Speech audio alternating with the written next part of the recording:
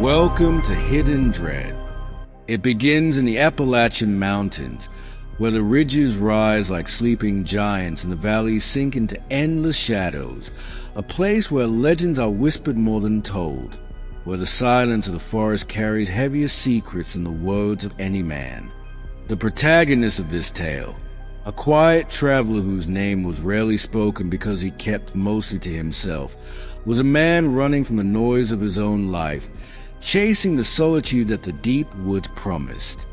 With a backpack of essentials, a flashlight, and an old map he barely trusted, he entered the trails that were not marked on any official guide. Locals warned him in subtle tones not to go too far, not to follow the sound of running water when it echoed at night, not to pay attention to the cries he might hear carried by the wind. He laughed off their warnings, as many outsiders do, and assured himself that the wilderness was only trees, animals, and soil. But Appalachia has a way of stripping arrogance from men. The deeper he went, the more the forest seemed pressing on him, the trees leaning as if to listen, the soil softening under his boots as though it might pull him down if he stopped for too long. His phone had lost service hours ago, and with each mile he walked, the air grew heavier, colder, damp with a smell of iron and moss. When night fell, he set up a small camp by the hollow of a large oak tree. The fire hissed and cracked, but never seemed to burn bright enough. The woods were so silent that every sound carried like a scream. Then came the first sign, the first whisper of something wrong. At the edge of his firelight stood a tree marked with a symbol, a spiral, carved deep, fresh enough that the shavings of bark still clung to it. He hadn't noticed it before, and when he circled the tree with his light, he found another spiral, and another, stretching out into the darkness as though marking a path.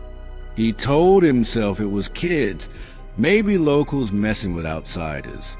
Yet as he tried to sleep, the spirals burned in his mind, and he swore he heard faint footsteps moving just beyond the reach of the fire, circling, waiting. The following morning should have brought comfort, but the sun never seemed to rise properly. A mist clung to the ground, thick and heavy, and the forest felt even more alien than the night before. He pushed deeper, against his better judgment, chasing a trail that looked like it had once been walked but had since been consumed by roots and weeds. The deeper he walked, the more unnatural the silence became, broken only by the occasional rustle of branches above him, though when he looked up, there was never any animal. Hours passed before he came across the remains of what might have been a hunter's camp long ago, a collapsed shack with one wall still standing, stained with what looked like handprints, darkened too much to be explained away by time or weather. Around the shack were more spirals carved into the trees, larger now, almost human height, each one surrounded by strange objects, bones, some animal, some not so easy to identify, arranged carefully in circles, as if part of some ritual. His skin crawled, and every instinct screamed to turn back. But something else held him there, a pull, the same kind of pull that drags moss into fire.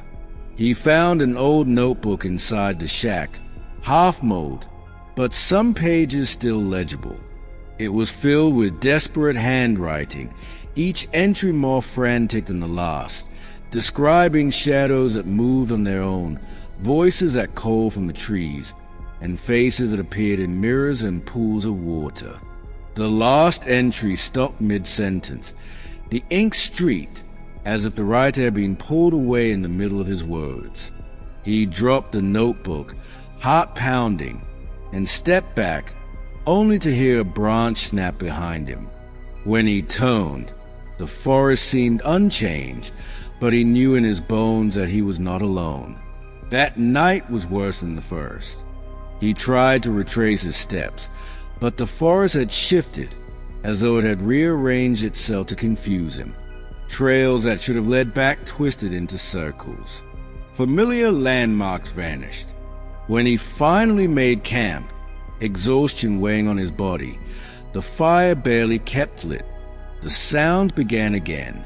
This time it wasn't just footsteps. It was whispers, low and guttural, too deep to be human, yet too sharp to be animal. They came from every direction, and when he spun with his flashlight, the beam cut through the fog but never revealed anything more than endless trees. Still, every once in a while, the light caught movement, a shadow slipping behind a trunk, a pale figure half glimpsed between branches, gone before he could focus. His breathing grew ragged, his chest tight with dread, and he thought to himself, "This forest doesn't want me here. It's not that I'm lost, it's that it won't let me leave." He tried to sleep despite it all, but sleep brought no relief. Dreams bled into waking reality. In one, he was being pulled into the soil by dozens of pale, skeletal hands, and when he jerked awake, his body was covered in cold mud up to his waist. He scrambled away from the spot, convinced for the first time that the forest itself was alive, that it had a hunger, and that he was being digested slowly. By the third night, he was broken. His water was nearly gone, his food untouched because every bite tasted like rot. His flashlight flickered constantly, though the batteries were new. He stumbled through the woods like a madman, muttering to himself, refusing to look over his shoulder even though he felt eyes watching him from every angle. That's when he found it, the clearing. At the center stood a massive stone, smooth and black, rising taller than him, surrounded by hundreds of spirals carved into the earth itself. Around it were remnants of offerings, clothing shredded and soaked in dark stains, bones cracked and piled neatly, an object from lives long gone, a rusted watch, a child's shoe, a woman's purse, all laid out like trophies. He fell to his knees, his mind unable to comprehend what he was seeing, and then he heard them. Voices. Clear now, no longer whispers but a chorus, chanting in a language he didn't recognize, each syllable vibrating through his bones. From the shadows around the clearing, figures began to emerge, dozens of them. Some looked human, wearing rags, faces hidden beneath hoods. Others did not look human at all. Their limbs were too long, their eyes glowing faintly, their mouths stretched wider than any mouth should. They circled him, and he realized then what the spirals meant. They weren't just symbols. They were traps. Each spiral marked a victim's descent, each one leading deeper until the forest claimed them. He tried to run, but the figures closed in.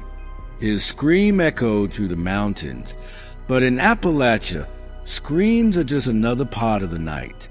Days later, hikers found his camp abandoned, his belongings scattered, but no trace of him. Just more spirals, freshly carved, leading away into the trees. The Dread Never Sleep subscribed to Hidden Dread.